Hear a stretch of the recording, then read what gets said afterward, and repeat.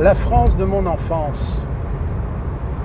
La France de mon enfance, c'était une France qui découlait d'une décennie précédente où s'étaient amorcés des changements de société, des aspirations, des volontés, des revendications. Ces mêmes revendications qui ont fini par exploser sur une année particulière, un certain mois de mai, et qui plus est a influé la décennie suivante dans la libération des mœurs, jusque à la suite d'une autre décennie où les choses ont commencé à plus se préciser, où on a même légiféré sur ses droits. La France de mon enfance, c'était une France où il y avait la diversité. La diversité issue de courants migratoires qui venaient du Portugal, d'Espagne, d'Italie, qui venaient de Pologne, d'Hongrie, de Bulgarie, de Roumanie, de Tchécoslovaquie, de Yougoslavie, mais aussi du Cambodge, du Vietnam, de la Chine, du Laos, de la Birmanie, mais majoritairement, ce fut aussi celle du Maghreb, Algérie, Tunisie, Maroc, celle de l'Afrique noire, Côte d'Ivoire, Congo, Centrafrique, Sénégal. Mais la France de mon enfance, dans cette diversité, elle était paisible.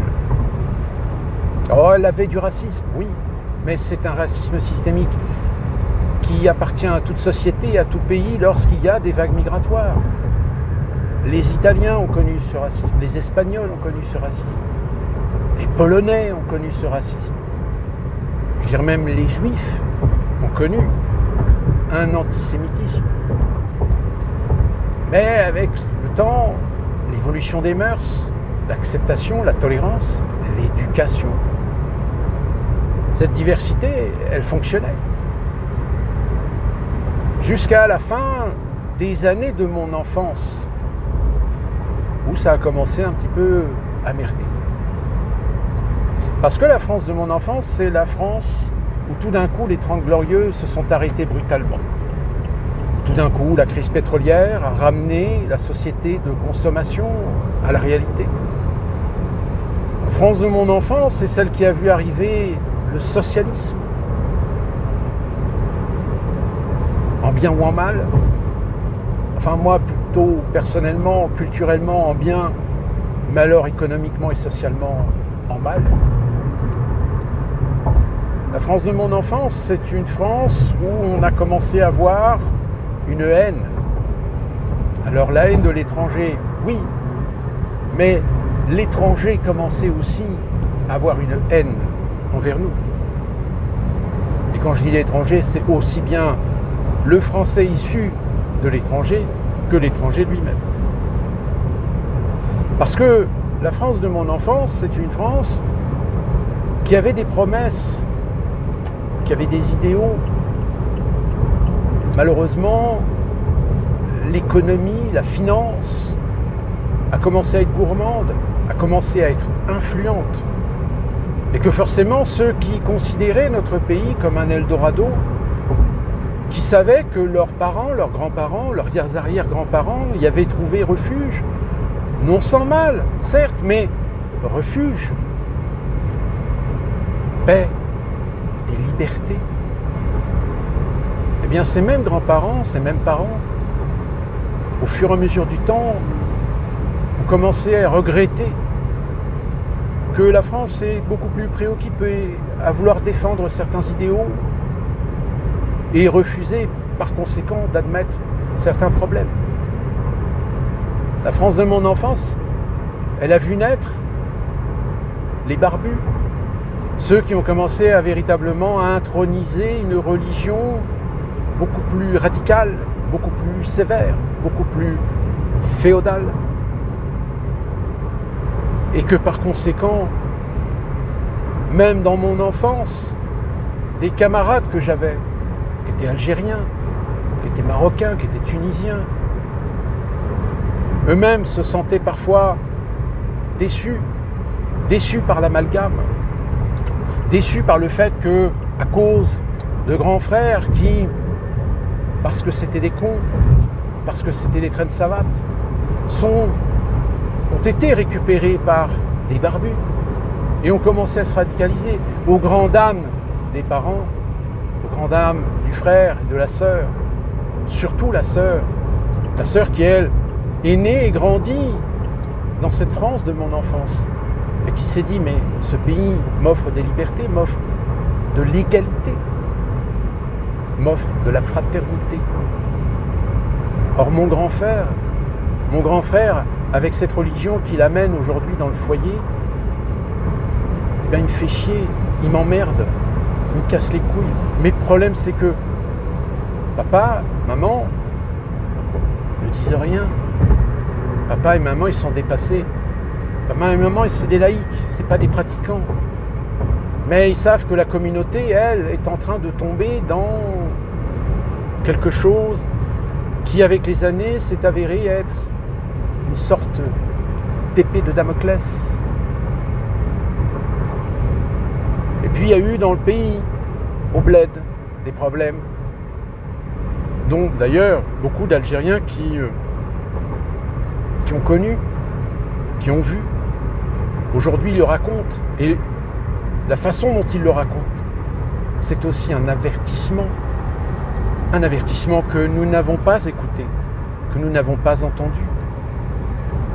Beaucoup de ces Algériens, d'ailleurs, ont fini par être déçus par la France, et fini par quitter la France pour un autre pays, pour une autre chance. La France de mon enfance, c'était une France où, comme je vous dis, on a vu émerger le laisser-aller, le SOS racisme, avec cette main jaune. Cette main jaune d'ailleurs, qu'on m'avait posé la question, mais pourquoi tu n'achètes pas le pins? Et j'ai répondu, parce que je n'ai pas besoin d'un pins, je n'ai pas besoin d'une main jaune pour me sentir quelqu'un qui n'est pas raciste. Parce que si vous voulez considérer que cette main jaune qu'on applique, qu'on pins sur votre vêtement, est un moyen pour vous de dire que je ne suis pas raciste, alors ça veut dire qu'il faut s'étiqueter. Et s'étiqueter comme on a étiqueté des gens pendant la Seconde Guerre mondiale parce qu'ils étaient juifs. La France de mon enfance, c'est une France où on a commencé à voir la déliquescence de l'éducation. On a commencé à voir l'idéologie rentrer dans l'école. La France de mon enfance, c'est des professeurs qui étaient sévères, des professeurs qui étaient vieille école, des professeurs qui ne faisaient pas de politique. Eh bien, ces professeurs-là, aujourd'hui, je leur dis merci. En revanche, ceux qui étaient politisés, ceux qui étaient très aisément de gauche, qui se la jouaient à la cool, ceux-là, j'ai envie de leur dire, allez vous faire foutre. Parce que vos modèles d'éducation, le conditionnement idéologique auquel vous avez été sujet, parfois même obligé, à l'image d'ailleurs de ce qu'on trouve dans les universités avec ces syndicats qui s'octroient le monopole des syndicats d'étudiants. C'est de l'endoctrinement pur et simple. La France de mon enfance, c'était une France où il n'y avait pas de téléphone portable, il n'y avait pas Internet. Il y avait des ordinateurs, mais on était plus jeux vidéo qu'ordinateurs. Et ce qui poussait qu'on vivait mieux les choses. On partageait les choses, on communiquait. On se rassemblait, on se regroupait, on se donnait rendez-vous. On faisait la fête, on faisait la teuf. On était fous. Mais ils mesuraient. Mesuraient parce que nous étions des générations où déjà nous étions confrontés à des camarades qui, eux, n'avaient aucune loi, aucune morale, aucune règle. La France de mon enfance, c'est une France qui a disparu. C'est une France où on savait mettre le haut là où il fallait. C'était la France où on savait être tolérant là où il fallait. C'était une France où on savait rétablir des règles. On savait punir. On savait sévir. Comme on savait aussi conseiller, aider. Mais cette France de mon enfance, elle s'est laissée piétiner. Piétinée par des idéologies, excusez-moi du peu, mais essentiellement de gauche, par l'universalisme, par la solidarité, par le droit de l'homisme. Et on a fait un open bar où aujourd'hui on en paye les conséquences. On en paye les conséquences parce qu'aujourd'hui, la France de mon enfance, elle avait des outils. Mais ces outils, aujourd'hui, ils ont disparu. La France de mon enfance, elle avait des principes, des règles. Elle avait un respect international, qui ont tous, sans exception, disparu. Aussi, aujourd'hui, je vis aux États-Unis. Et aux États-Unis, je trouve certains avantages que je ne trouve plus dans cette France.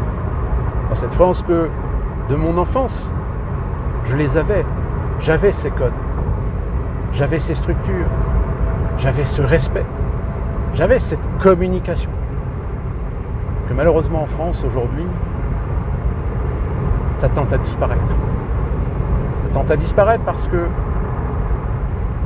même si aux États-Unis, aujourd'hui, le peuple américain est fracturé de façon profonde, avec une cicatrice qui ne se refermera jamais. Mais moi, je suis quelqu'un qui observe les choses, qui constate, qui a l'intelligence, qui a la connaissance de dire que finalement, les uns et les autres ont tout à la fois tort et raison sur certains sujets, sur certains points. Alors qu'en France, je pense que le conditionnement idéologique est en train de faire son ouvrage et va forcément pousser des Français à se quereller. Parce que dans la France de mon enfance, on savait pardonner, on savait être tolérant, on savait discuter. On savait se taper sur la gueule pour des questions, pour des idées. Et c'était la loi du plus fort. Aujourd'hui, même la raison n'a pas forcément raison face à celui qui a tort.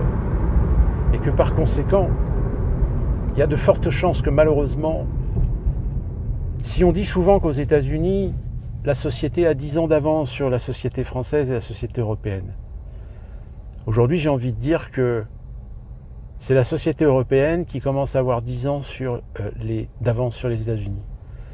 Parce que le melting pot, surtout en France, il a dérapé.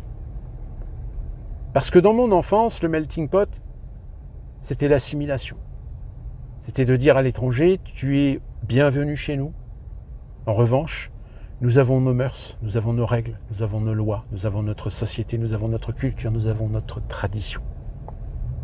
Nous tolérerons tes racines, tes origines. Nous respecterons ta volonté de pratiquer. Mais dans l'espace public, tu te devras de te plier à nos règles. Tu te devras de te plier à nos lois. Et c'est ainsi que la société américaine fonctionne. Même si le communautarisme est très présent, ce communautarisme, lorsqu'il est dans l'espace public, il sait qu'il doit se comporter comme tout le monde, qu'il doit accepter les règles comme tout le monde, qu'il doit se soumettre aux règles comme tout le monde. Ce que malheureusement en France, force est de constater que ce n'est pas le cas. Tout simplement parce que dans mon enfance, on a vu le transfert de la culture de l'assimilation à la culture de l'intégration. Mais l'intégration à la manière anglo-saxonne. Sauf qu'aujourd'hui, quand on voit ce qui se passe en Grande-Bretagne, si aux États-Unis, l'intégration anglo-saxonne fonctionne, c'est parce que, une grande majorité de gens comprennent, savent que s'ils jouent au con, c'est la tôle directe. Et que par conséquent, quand on voit ce qui se passe en Grande-Bretagne où aujourd'hui l'islamisme est en train de monter, et que par conséquent, vu que la Grande-Bretagne est quand même un pays démocratique, occidental, libéral, il y a de fortes chances qu'à un moment donné, dans certains coins, et déjà, c'est le cas, ça coince. Et ça coince, déjà, aussi en France. Ça coince en France parce qu'à un moment donné, avec la situation actuelle, qui est celle que nous connaissons aujourd'hui avec le Moyen-Orient, celle que nous connaissons depuis 2-3 ans avec l'Ukraine, ce que nous avons vu, ce que nous avons subi avec la Covid. Quand je vois ici aux États-Unis, on nous a imposé en effet des règles sanitaires logiques, mais quand je vois qu'en France, on a réussi à pousser les gens à s'autoriser de sortir, je me dis, la France de mon enfance, elle est bien morte. La République de mon enfance, elle est bien morte. Et qu'aujourd'hui, je me tâte. Je me tâte à rester français à 100% ou prendre la nationalité américaine. C'est une question auquel je réfléchis. Peut-être que j'aurai besoin de retourner en France, peut-être quelque temps, pour regoûter à certaines choses. Mais la dernière fois que je suis revenu en France, c'était en 2016. Et déjà en 2016, autrement des endroits agréables, petits villages, petits lieux touristiques. Mais Paris m'a paru sale. Sale à tous les niveaux. Ma ville natale, Rouen, vide, sans âme, triste. Et donc, la France de votre enfance, est-ce que vous la reconnaissez? Est-ce que c'est la même? Alors évidemment, quand on regarde le passé, certains vous diront « Oh, vous êtes des gens qui ne savent pas évoluer. Vous n'aimez pas la technologie, vous n'aimez pas le progrès, vous n'aimez pas l'évolution de la société. » Mais ce n'est pas le problème. Nous avons tous évolué avec notre société, nous avons tous évolué avec nos technologies. J'ai grandi avec les jeux vidéo, j'ai grandi avec la télévision, j'ai grandi avec la vidéo, j'ai grandi avec l'informatique. Je me suis adapté comme bon nombre de ma génération. Et même encore aujourd'hui, je m'adapte très bien à la technologie. Je m'adapte très bien aux nouvelles mœurs. Sauf quand ces mœurs commencent à devenir beaucoup trop radicales, beaucoup trop excessives, beaucoup trop libérées, beaucoup trop dévergondées, beaucoup trop agressives, beaucoup trop prosélytistes, beaucoup trop crétins. Sur ce, qu'on se retrouve pour une prochaine vidéo. N'hésitez pas dans les commentaires à me raconter votre enfance de votre enfance. À bon entendeur, à très bientôt.